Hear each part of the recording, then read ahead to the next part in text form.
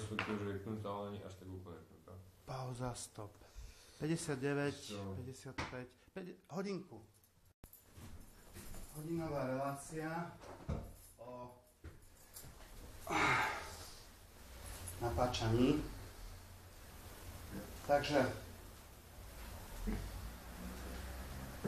ale oni, to aj zapli? Áno, oni vlastne môžu ísť, že z malého IQčka, ale môže aj treba prepiť alebo tak. Vlastne teraz to je takto nejako. Súčasný stav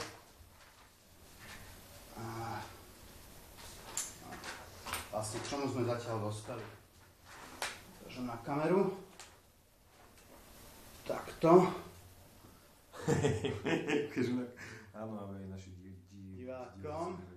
Ja len stále musím Nech sa páči, voľná debata. Dievčine dúfam, že áno. diváci opustia. To musí byť príjemné. Nepochybne je to príjemné. Tak. A poznámka počiarov. Tvoje telo je odpoveďou na to, čo si. No, ale to som chcel povedať. Chcel som znázorniť súčasný stav,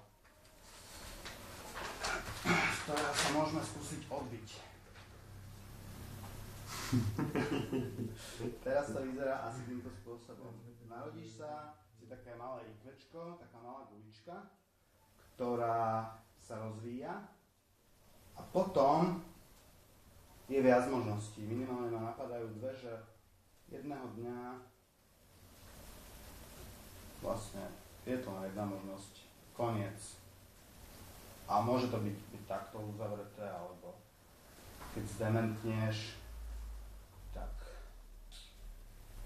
zase do bodky sa to vráti, alebo nejaký poriadny mysliteľ zahynie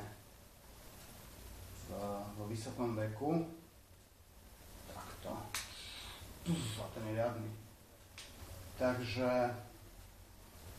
mám tam písať poznámky. Je to jasné. Ten prvý. Môžeme ju sem pozvať? Jasné. Narodí sa. A teraz sa vyvíja a skončí smrťou. Všetci skončia smrťou. Druhý sa vyvíja, ale zdementnieva, takže ide do bodu zase do malého IQčka, ako to pracovne voláme. A toto je veľký mysliteľ, ktorý sa narodí v malom bodíku a ide, rastie a skončí tiež smrťou. Dobre, vyskúšam, že ako